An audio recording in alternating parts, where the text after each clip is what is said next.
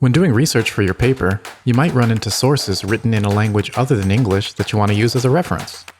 For example, what if you find some really important information in a Japanese journal article that isn't available in English? Can you just copy and paste all the Japanese info into your reference list? Well, the bad news is no. But the good news is, in this video, I'll show you how to write a properly formatted APA citation in English from a non-English source. Let's get started.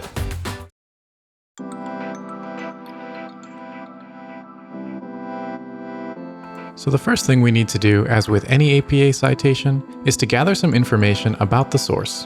First, we'll start off by finding the name of the author and note their last name and first initial. So in this example, we have two authors, Masamitsu Arita and Yuichi Ikeda, which we will write as Masamitsu A and Ikeda Y. Next, we gotta figure out when this source was published.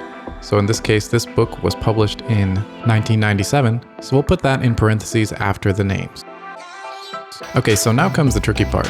The title of our book is in Japanese kanji and we can't just use it as it is. So first we're going to write it out in Roman letters with the first letter capitalized. So Suiken no Kankyo with a capital S. Next, we got to take this title and translate it into English so that English readers can actually understand what it means. So in this case, my translated title is Aquatic Environments, and I will capitalize the A and put that in brackets.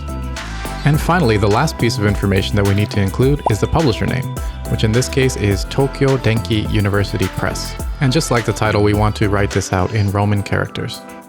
Just as a side note, although the word Tokyo happens to be in this publisher name, as of APA 7, there's no need to include the publisher location in your citation. So for example, if the publisher were a normal company name like Kodansha, there's no need to include anything else. So to wrap up, the main difference to be aware of when dealing with a non-English source is that you have to make sure names and titles are written in English characters and that you have a translation of the title included in brackets. And as is the case with any kind of citation, it's always a good idea to double check a resource like Purdue OWL to make sure that your periods, commas, and capitalization are correctly placed. If you found this video useful, don't forget to like and subscribe, and I'll see you in the next one.